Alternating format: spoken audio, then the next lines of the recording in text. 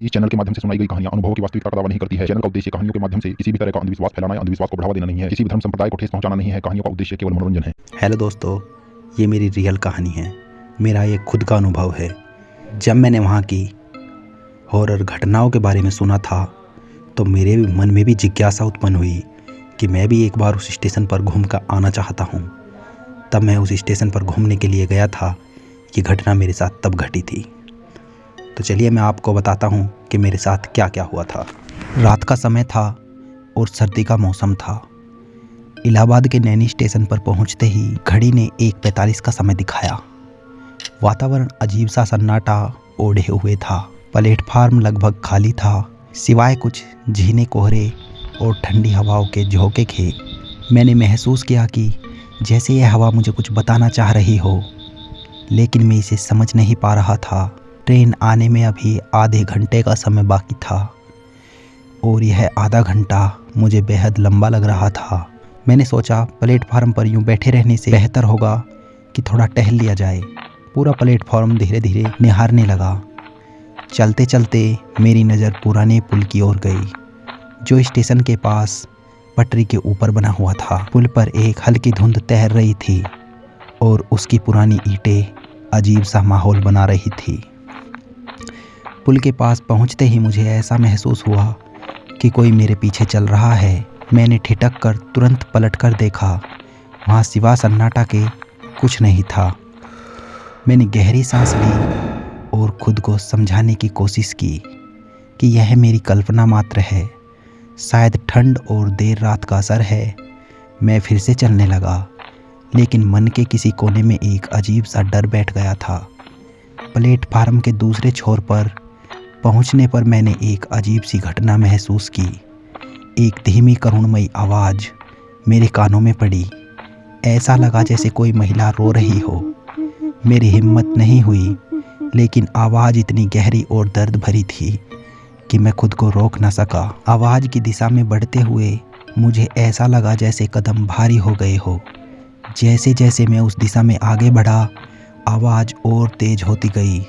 लेकिन जब मैं उस जगह पहुंचा तो वहां कोई नहीं था। मेरे चारों तरफ सिर्फ घनी धुंध और ठंडक थी। वहां एक पुराना जर्जर लालटेन टाइप लाइट पोस्ट जल रही थी, जिसकी रोशनी अजीब तरीके से टिमटिमा रही थी। ऐसा लग रहा था जैसे वह किसी पुराने भूतिया फिल्म का हिस्सा हो। मैंने सोचा कि अब और आगे बढ़ना खतरे से खाली नहीं होगा। मेरे अंदर एक बेचैनी और डर की लहर दौड़ रही थी। तभी जैसे ही मैंने लौटने का फैसला किया, किसी ने मेरा नाम पुकारा, कुलदीप। आवाज़ इतनी ठंडी और गूंजती हुई थी कि मेरी रीढ़ की हड्डी तक सिहर उठी। मैंने पीछे मुड़कर देखा। वहाँ पटरी के पास एक महिला खड़ी थी। उसने सफ़ेद साड़ी पहन रखी थी और उसकी आकृति धुंध से ढक रही थी। मैं उसकी आंखों की ओर देखने की कोशिश कर रहा था, लेकिन उसकी आंखें वे एक अजीब सी चमक लिए हुए थी। वह मुझे घूर रही थी और उस घूरने में एक रहस्यमयी आकर्षण था। डर के मारे मैंने धीरे धीरे पीछे हटना शुरू किया। मेरी सांसें तेज हो रही थी और तभी उसने जोर से हंसते हुए पटरी पर छलांग लगा दी। मैं घबरा कर चिल्लाया, लेकिन वहाँ कोई ट्रेन नहीं थी। मैंने हिम्मत करके पटरी की ओर देखा, लेकिन वहाँ कोई नहीं था। उस महिला को पटरी पर कूदते देखने के बाद मेरे पैर जैसे ज़मीन से चिपक गए थे। मेरी घबराहट चरम पर थी और मैं समझ नहीं पा रहा था कि जो मैंने देखा क्या वह सच में मेरी कल्पना है या सच है। मैं खुद को यही समझाने की कोशिश कर रहा था कि यह सब थकान और सर्द रात का असर है, लेकिन दिमाग में बार बार उसका चेहरा और उसकी आंखें घूम रही थी। वह अजीब सी हंसी, वह गूंज अब भी मेरे कानों में थी। मुझे लगा कि स्टेशन पर किसी से बात कर लेनी चाहिए, लेकिन जब मैंने चारों तरफ देखा तो प्लेटफार्म खाली था। हल्की धुंध और जलते हुए बल्बों की लपटती रोशनी के सिवा कुछ नहीं था। ट्रेन आने में अभी भी 20 मिनट बाकी थे। मैंने खुद को शांत करने के लिए गहरी सांस ली और ठंड से बचने के लिए कोट को कसकर लपेट लिया। प्लेटफार्म के दूसरी ओर एक बूढ़ा कूली बैठा दिखाई दिया। उसकी पगड़ी ढीली हो चुकी थी और वह किसी गहरी सोच में डूबा हुआ लग रहा था। मैंने धीरे धीरे उसकी ओर बढ़ने का फैसला किया। जब मैं करीब पहुंचा तो उसने मेरी तरफ देखा, लेकिन उसकी आंखों में कुछ ऐसा था जिसने मुझे झकझोर दिया। उसने भय और चेतावनी झलक रही थी। बाबूजी, इस वक्त यहाँ क्यों घूम रहे हो?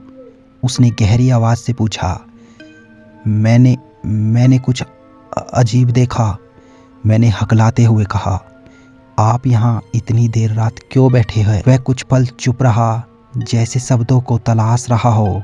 फिर उसने धीरे से कहा, यह स्टेशन और ये पटरी, ये कई कहानियों को अपने भीतर छुपाए हुए है, लेकिन हर कोई इन कहानियों को जानना नहीं चाहता, खासकर रात के वक्त। उसके शब्दों ने मेरे दिल की धड़कन और तेज कर दी।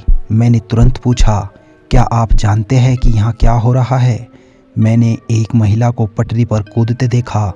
यह सुनते ही उसकी आंखों में डर और बढ़ गया। उसने इधर उधर देखा, जैसे सुनिश्चित कर रहा हो कि कोई सुन ना रहा हो। फिर उसने धीरे से कहा, वह महिला यहाँ कई सालों से देखी जा रही है। कोई नहीं जानता कि वह कौन है, लेकिन जो भी उसे देखता है वह कभी सामान्य नहीं रह पाता। लोग कहते हैं कि वह किसी हादसे में मारी गई थी, लेकिन उसकी आत्मा को शांति नहीं मिली। किस हादसे की बात कर रहे हैं आप? मैंने हिम्मत जुटाकर पूछा। बूढ़े कूली ने ठंडी सांस भरी और एक पुरानी कहानी सुनानी शुरू कर दी। यह कहानी कई साल पहले की बात है। उस वक्त यह स्टेशन भी नया नया बना था। एक औरत अपने पति के साथ इस स्टेशन पर आई थी। उसका रिश्ता अच्छा नहीं था। किसी बात पर बहस हुई और उस औरत ने गुस्से में पटरी पर छलांग लगा दी।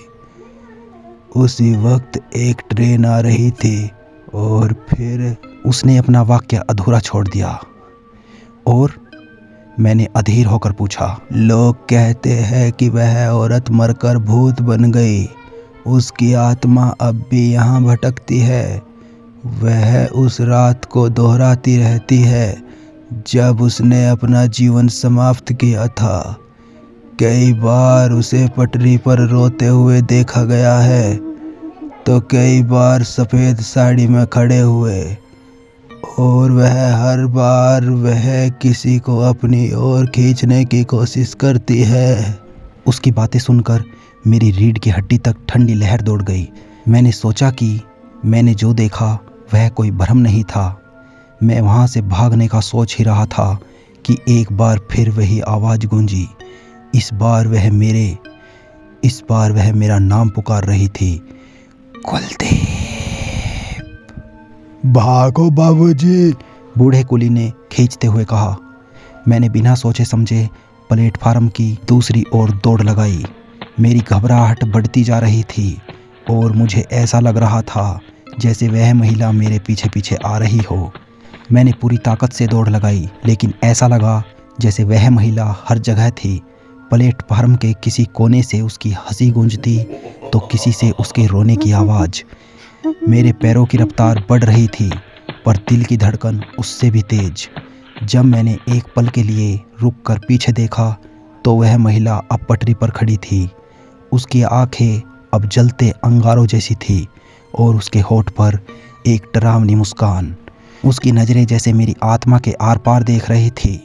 मैं एक पल के लिए जड़ हो गया, लेकिन तभी मुझे ऐसा लगा जैसे किसी ने मेरा हाथ खींचा हो। मैंने चौंक कर देखा, वह बूढ़ा कुली था।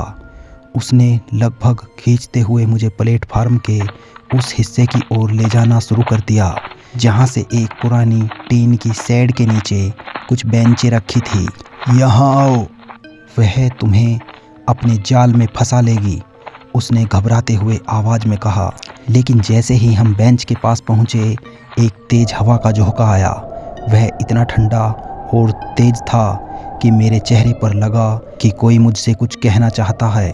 हवा के साथ महिला की हंसी और ज़ोर से गूंजने लगी। तुम बच नहीं सकते। उसकी आवाज़ ने मेरे पूरे शरीर को सिहरन से भर दिया। कुली ने मुझे झकझोरते हुए कहा, सुनो, यहाँ से निकलने का बस एक ही तरीका है, वह तुम्हारे डर का इस्तेमाल कर रही है। जितना ज़्यादा डरोगे वह उतनी ही ताकतवर होगी। लेकिन वह हर जगह है, मैं क्या करूं? मैंने लगभग चीखते हुए कहा। कूली ने अपनी जेब से कुछ निकाला।